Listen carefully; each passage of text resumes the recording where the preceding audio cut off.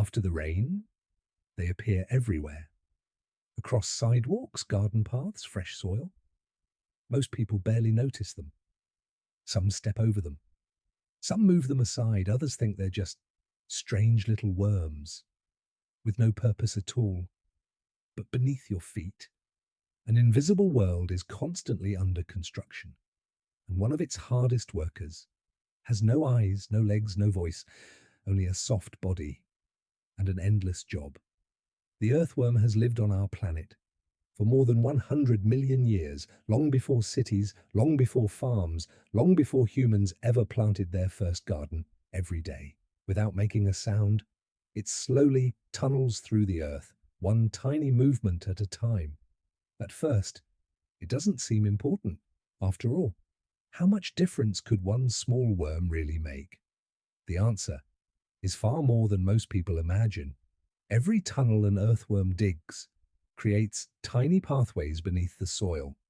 When rain begins to fall, those tunnels guide water deep underground instead of letting it wash away across the surface. The soil becomes softer, healthier, better able to hold both water and air, something every plant depends on without realizing it. The earthworm is helping roots breathe, helping water reach thirsty plants, helping life grow from the ground up. But digging tunnels is only half its job, because everything the earthworm eats will soon become one of nature's greatest fertilizers.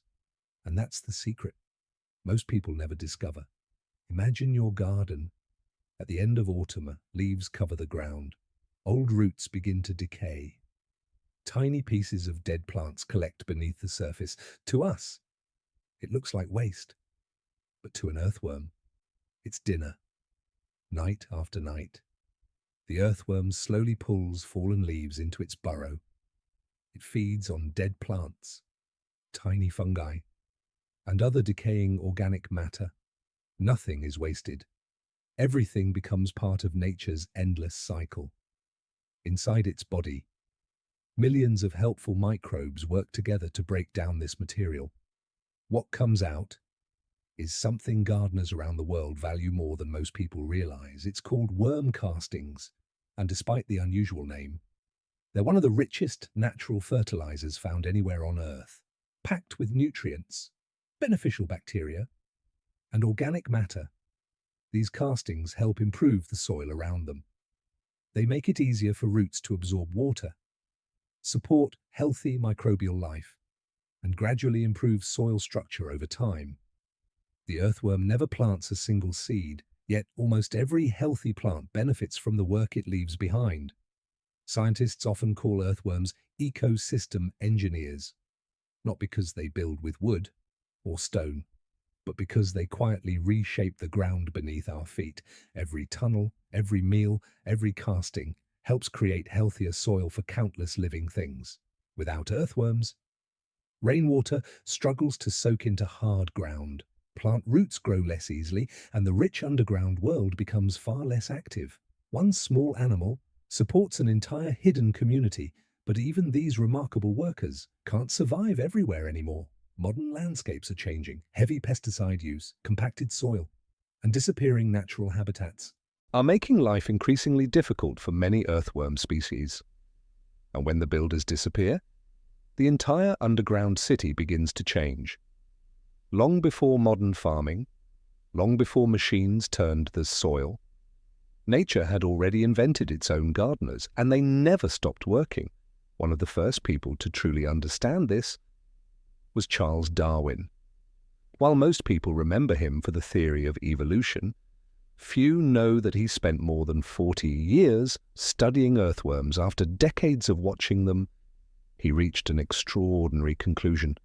Earthworms had quietly helped shape the very ground beneath our feet, one tunnel at a time, one handful of soil at a time, generation after generation, without applause, without recognition, without ever being noticed, even today.